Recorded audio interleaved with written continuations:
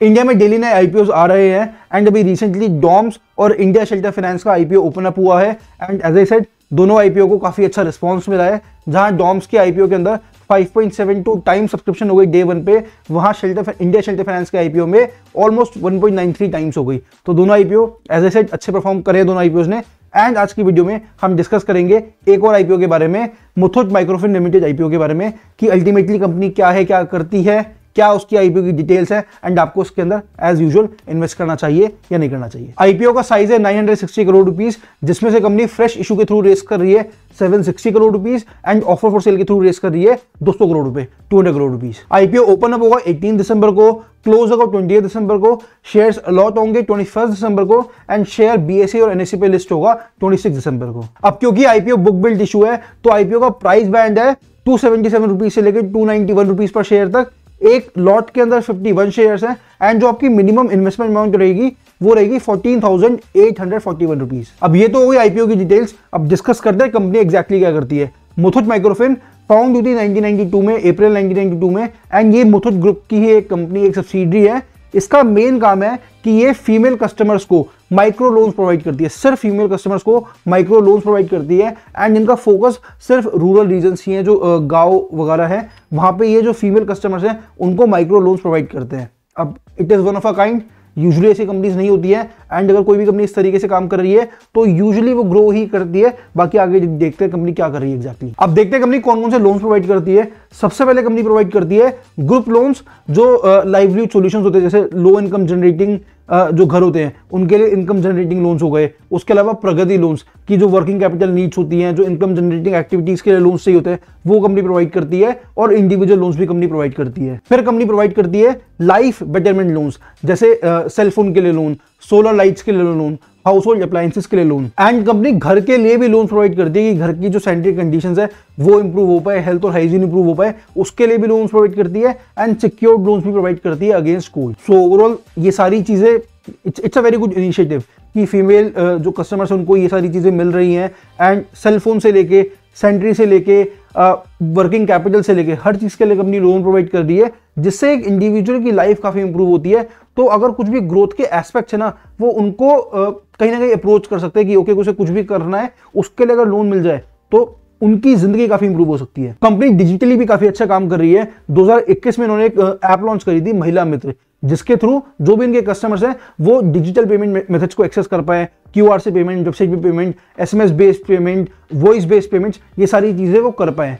अब अगर हम देखें current position as of March 31, 2023 company के 2.77 मिलियन एक्टिव कस्टमर्स हैं, 27 लाख से ज्यादा एक्टिव कस्टमर्स हैं, 1100 से ज्यादा ब्रांचेस हैं, 321 से ज्यादा वो डिस्ट्रिक्ट्स के अंदर है, 18 स्टेट्स और यूनियन टेरिटरीज के अंदर है एंड टोटल 10,000 से ज्यादा लोगों को वो एम्प्लॉय करते हैं।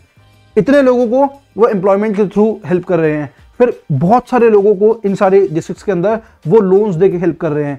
जो भी कंपनी जेन्युइनली अगर इस तरीके से काम करती है और इन लोगों को हेल्प करती है, यू हैव सीन, मतलब मैं ये नहीं कह रहा कि इन्हीं लोगों को हेल्प करा, बट यू हैव सीन जियो, कि जियो ने किस तरीके से रूरल रीजन्स को डिजिटाइज करा एंड आज कहां पर है।